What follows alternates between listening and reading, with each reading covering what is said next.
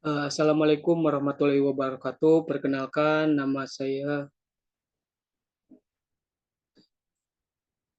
Assalamualaikum warahmatullahi wabarakatuh. Perkenalkan, nama saya Gilang Ahmad Fadila dengan nomor pokok mahasiswa 2121711503. Tujuan membuat video ini adalah untuk memenuhi syarat tugas mata kuliah profesi kependidikan yang diampu oleh Bapak Dedi Nurjamil.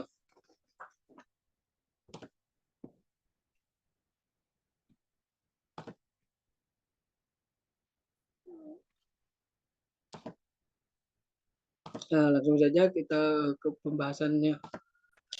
Eh, di sini saya akan membahas tentang B.J. Habibie dan peranannya untuk pendidikan di Indonesia. Nah,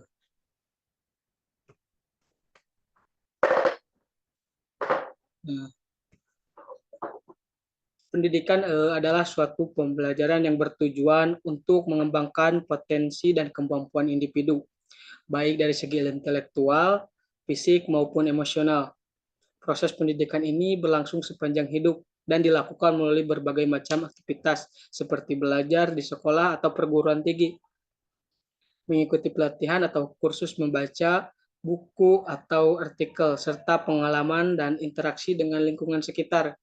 Nah, pendidikan juga tidak hanya berkaitan dengan penguasaan keterampilan, pengetahuan, tetapi juga mencakup nilai-nilai dan moral, sikap, dan perilaku yang diharapkan dari individu tersebut. Nah, melalui pendidikan, individu dapat meningkatkan kualitas hidupnya, memperluas wawasannya, serta kontribusi positif pada masyarakat dan lingkungan sekitarnya.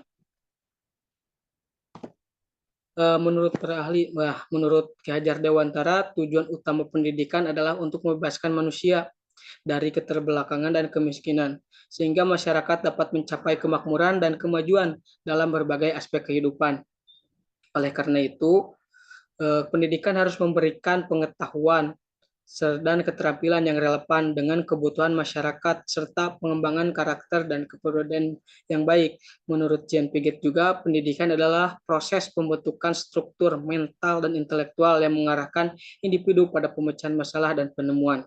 Secara umum, para ahli sepakat bahwa pendidikan adalah suatu proses yang kompleks dan berkelanjutan yang bertujuan untuk mengembangkan potensi kemampuan individu serta keseluruhan.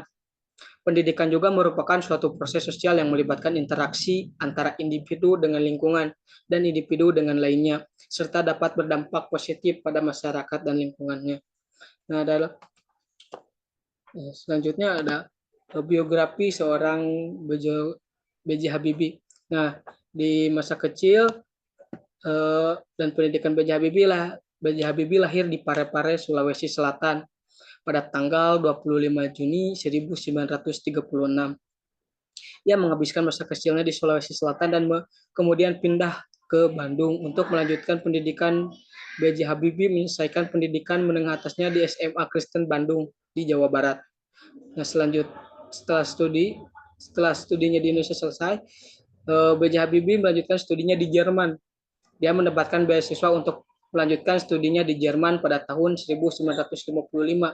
Ia menempuh pendidikan teknik di Universitas Teknik di Stuttgart dan kemudian melanjutkan studinya di bidang penerbangan di Universitas Teknik di Aachen, Jerman. Nah, karirnya di Jerman, B.J. Habibie bergabung dengan perusahaan terbang yaitu Messerschmitt Volkow Blohm atau MBB di Munich, Jerman pada tahun 1965. Di MBB, B.J. Habibie terlibat dalam pengembangan pesawat terbang, menjadi salah satu insinyur penerbangan terkemuka di dunia. Nah, setelah berkecimpung di Jerman, B.J. Habibie pun kembali ke Indonesia pada tahun 1974, di mana B.J. Habibie bergabung dengan Badan Pengkajian dan Penerapan Teknologi atau BPPT. Di BPPT, ia terus mengembangkan karirnya dalam bidang teknologi dan merintis pendirian industri pesawat terbang nasional di PT Industri Pesawat Terbang Nusantara atau IPTN. Nah, selanjutnya karirnya selanjutnya adalah menjadi presiden pada tahun 1998, di mana B.J. Habibie ini terpilih menjadi presiden Indonesia setelah pengunduran diri Presiden Soeharto. Selama masa pemerintahannya, B.J. Habibie ini menghadapi berbagai tantangan termasuk krisis ekonomi yang parah dan tekanan politik dari berbagai pihak. Nah, kehidupan setelah menjadi presiden, setelahnya meninggalkan jabatan sebagai presiden, B.J. Habibie terus aktif dalam bidang teknologi pendidikan.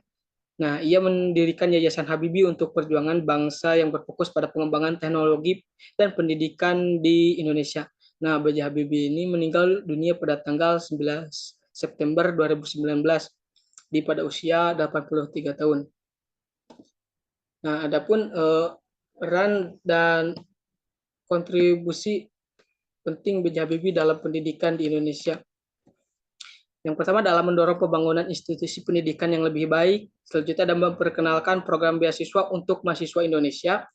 Terus ada menetapkan visi dan misi pendidikan Indonesia yang lebih maju. Terus ada mendukung pengembangan pusat-pusat penelitian dan pengembangan.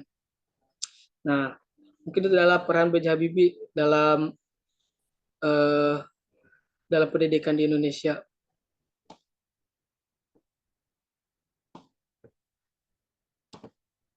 Nah,